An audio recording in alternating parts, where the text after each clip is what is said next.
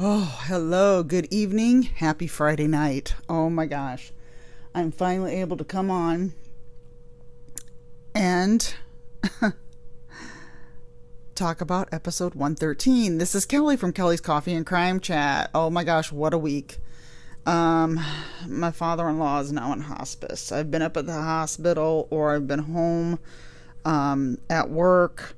Home trying to get things ready together to take to my husband who's up there. Take him food, him and his brother, and it's just so sad. It has not been a very good year for us, our family members. So, but I am able to get this out. I wanted to get this out tonight because it is Friday. I was not able to do early access, and I'm so sorry. I'm actually not drinking coffee this late, but I did have my chocolate summer, which is the cold brew from Java Mama, and it is so yummy. I love chocolate summer. It's one of my favorites. I just ordered chocolate maple bacon, which I cannot wait to try that. And then I ordered, that's a hot one. And then I ordered a cold brew called Revenge. Basically, revenge is a dish best served cold. So that's what that is. And I also got Skull Sunrise, which is very good in the morning to help you wake up. So I got a whole coffee flight today for 15% off. So I got some good ones. So really what I'm drinking, and I don't know if anybody's ever heard of this, it's called Carbliss. It is kind of like White Claw, but it's better. It has a lot better taste. It's 100 calories. And yes, there's alcohol in it, but it doesn't do much for me. It's kind of like, White Claw doesn't do very much for me either. And I only have one, but it's so good because it's so hot. It's in the 80s and raining. And this is so good to have at night with my ice. I did have the coffee already earlier. So, today is a story that is very sad, and I just happened to see it on ID's Mean Girl Murders. It's one that took place in the 80s, so it happened a long time ago, and my sources are truecrimediva.com, if that's how you say it, WAUSAU, Daily Herald online, Wisconsin State Farmer online, and Chicago Tribune online. This is Lori Esker. I don't know if anybody's heard this story around these parts. I have not heard about this. It's from up in Wisconsin, Marathon County. Well, Lori Esker was a dairy princess. She was crowned the Dairy Princess in Marathon County in 1989. Her hometown was Hatley, and she was also a member of the National Honor Society Student Council president. She had a leadership position of Future Farmers of America and other organizations. She really had a lot, and whatever she tried for, she won, and she was crowned, like I said, the Dairy Princess. Her mom is Lorraine, and her dad's name was Jerome. She went to the University of Wisconsin, and she went to the same high school as Lisa Ann Cihaski. That is spelled Cihaski. I saw something on YouTube, so I wanted to make sure I pronounced that right. Lisa was born October 25th of 1967 and grew up in her parents' two-story home with her dad, Vilas, Vilas, her mom Shirley, and her sister Tammy. She graduated from Wittenberg Burnham Wood, Birnam Wood Senior High School in 1986. Same high school as Lori Esker, but I think they were a year apart. I forgot which one was a year older. I think Lori was a year older, I want to say. Bill Buss, a man named Bill Buss, 3 years older than Lisa, was her boyfriend, on and off, for years. And he also graduated from that same school. So it was like they all knew. Now, this is a small town where everybody knows everybody. And he had many family members before him who were dairy farmers. I mean, the Bus Farm goes all the way back to the 1800s. So he was really dedicated to his farming. He did milking. They had like midnight milkings. They milked, I don't know if it was certain times of the day and night. He was very dedicated to taking care of of the farm. And his girlfriend, Lisa, was crowned homecoming queen. Now, Lisa was crowned homecoming queen in high school. So she was very liked, had a lot of friends. Everybody, they all just seemed like they all had a lot of friends. They were just all well liked and popular kids. Now, Bill went on to Dakota County Tech in Rosemont, Minnesota, and that's a college. So he went on to Rosemont, Minnesota, and he broke up with Lisa. She worked at a Howard Johnson's Motor Lodge in Rib Mountain. So I think that's why they were like on again, off again. I think they just went different ways, had different jobs, and split up. And she also had a second job at a bowling alley and restaurant, and that was like an occasional part-time job that she did. So, but she dreamed of having a family. She missed Bill as he did her, of course. So they ended up getting back together in June of 1989. So, like I said, it was on again, off again. Now, during their break, before they got back together in 1989, Bill was seeing Lori Esker for months. Lori was crazy about him. They went to a dance on June 23rd of 1989. I didn't see where the dance was at. It was they were already out of school, so it wasn't like a high school thing. They just went to a dance, and Lisa and Bill went together, and then after a while Lisa didn't see him. Like, she was at the dance and he was there with her, but she didn't see him, and she was wondering where he went, and she just figured he went home to do his midnight milking, with his cows, because I guess they do it at midnight. And nope, that's not where he went, because Lisa went to his house to find him. Lori went to Lori. I gotta get these names right, because there are 2 L names and they're 4 letters. That's what's up. So Lori went to find him. So or wait a minute, hold on a second. Yeah. Okay, I'm gonna make sure I had that right. Okay, Lori went to find him, and she had another friend of hers named Kelly who went to the dance with her, with them, her and Bill. She found Kelly there, and Lisa Sahaski, the other girl, the homecoming queen, that was crowned homecoming queen in high school. She found them both there, and the one that he was, going back with. And she got into an argument with Lisa. So Lori and Lisa got into a heated argument.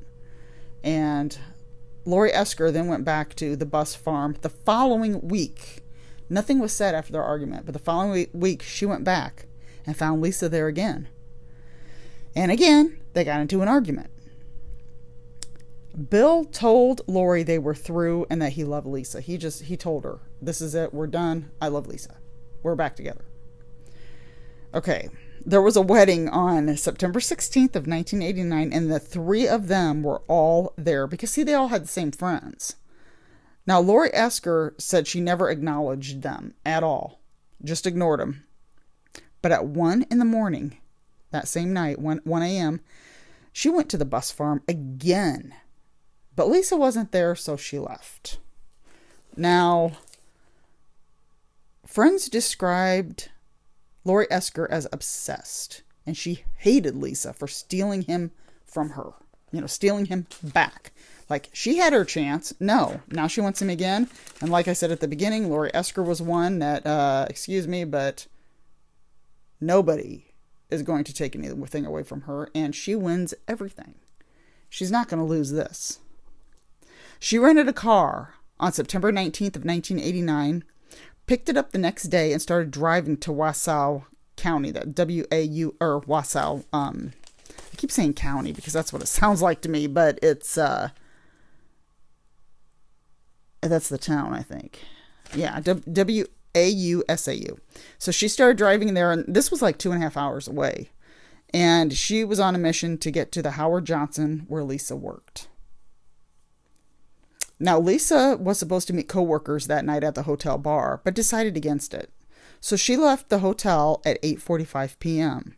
Now, this is according to Lori Esker. She saw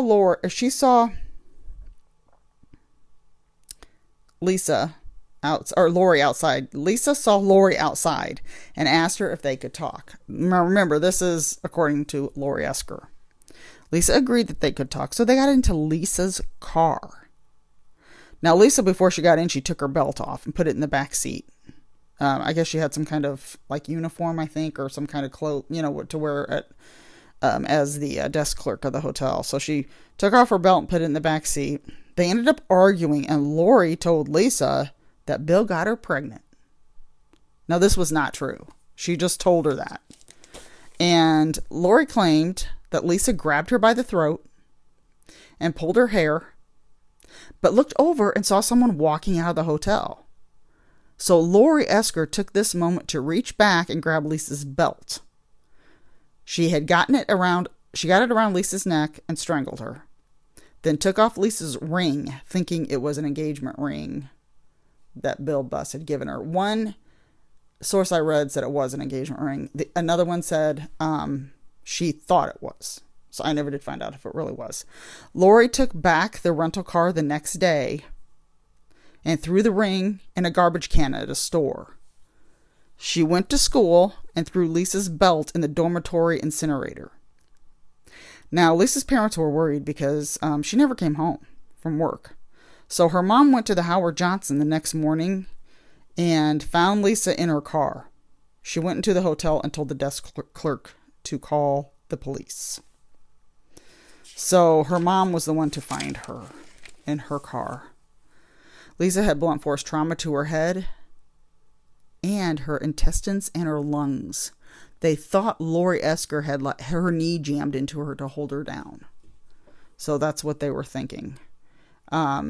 She died of ligature strangulation from the autopsy. Her own nail markings were on her neck as like defensive wounds to try to save her life and get the belt off of her neck. They interviewed Bill Buss and asked if he knew anyone who would want to do this to Lisa. He immediately said Lori Esker. So, Lori gave them a 90-minute interview, provided hair and fingerprint samples. Then later that night, she waived her right to a lawyer and confessed. It's like that quick. She just confessed. Like, yeah, okay, I did it. But then said, of course, it's self-defense.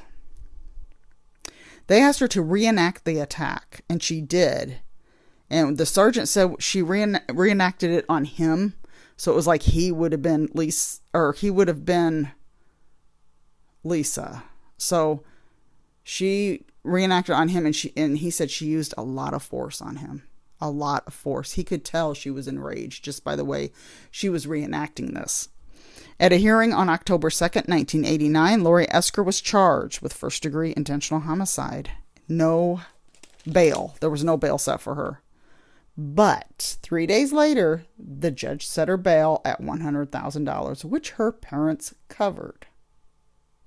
She was ordered to stay with them and to not interact at all with the witnesses like Bill Buss and then her friend Kelly that was with them at the dance. And she was not able to at all interact with them at all.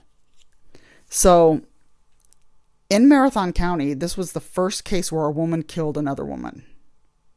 So it was like a big deal, especially in a small town. The trial was June of 1990. The jury deliberated for 7.5 hours. 7.5 hours. And this was on June 15th of 1990. They did find her guilty of first-degree intentional homicide. Life with parole, chance of parole, in 2004. Now, Lisa's family filed a wrongful death suit so Lori could not profit from the crime. Lori had to pay $350,000 to Lisa's family. And there was a 1995 movie. I've never heard of this, but it starred Tracy Gold from Growing Pains, the TV show, and Courtney Thorne-Smith, who later on had a starring role in Two and a Half Men, and she was in Summer School, and I think it was one of those, was it Melrose Place, or one of those shows. But the name of it is Beauty's Revenge.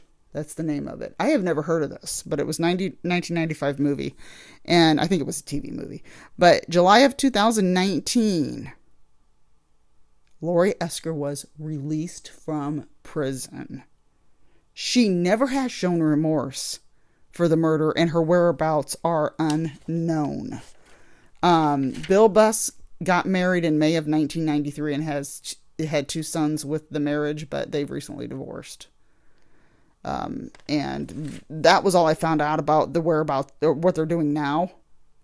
In the Mean Girls, it's season 2. The episode is called The Queen and the Princess, or The Queen versus the Princess, or something like that. So, that's the name of it. It is actually a very good episode. Highly recommended to watch that. You can stream it on Max or watch it on ID. And if you have ID Go or whatever, you could probably get it on there. But this story really intrigued me because it was in the 80s and I've not heard of it. And I'm like, wow, she killed this girl over this guy and ruined her life, ended up in prison just because there was a battle that she wasn't winning. It's amazing. It is amazing to me that people do this. This made me think of another case that I don't know if everybody remembers it, but it hasn't been talked about in a long time. And I wrote it down. I don't remember where it took place, but it's probably going to be on Patreon. Because I don't remember where it took place at. I gotta find out. But once I get it out on Patreon, I'll announce on the podcast what it was. But this is just something else. If anybody has heard of this, if you're from the area and heard about this, let me know if you have like any other facts on it. Just a sad case all around. And here she got out because she said it was self-defense and nobody else could prove it, I guess. You couldn't prove that it was, I guess. It's just so sad. She drove all that way to the Howard Johnson for a reason. I don't see why it was to talk. If she wanted to talk to her, all she had to do was pick up the phone and call the Howard Johnson Hotel. She knew where she worked, So if you're going to drive that far, just like that astronaut woman that drove from Texas to Florida, I think it wasn't it Texas to Florida to kill that other woman that was now in love with her, the guy she was in love with. They were all astronauts. I don't know if anybody remembers that. I'm sure she wore a diaper and everything. She was an astronaut, which, they wear those. She wore a diaper and everything and drove all that way to kill this woman. And the woman luckily got away before she did it. Oh my gosh. What a story that was. Another one that could be for Patreon, but I'm sure everybody has heard of that one. I don't know where she's at now. I should look that up and just get an update to see where she is, what's going on with that now. I'm also behind on my calendar, so everybody on my Facebook page that sees my daily true crime story, I'm about a week behind. So I'm going to get those images taken of the calendar, and I'll post it on the Facebook page, which is Kelly's Coffee and Crime Chat. I'm also on Instagram at Kelly's Coffee Crime Chat, and email at kellyscoffeecrime@gmail.com.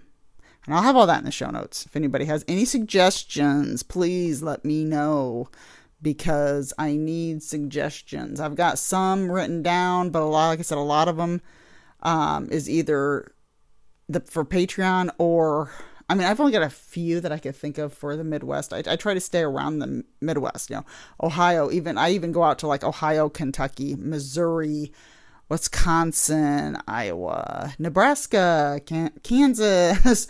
So anywhere around the Midwest, I try to stay. Michigan, Minnesota, I'll even go up there.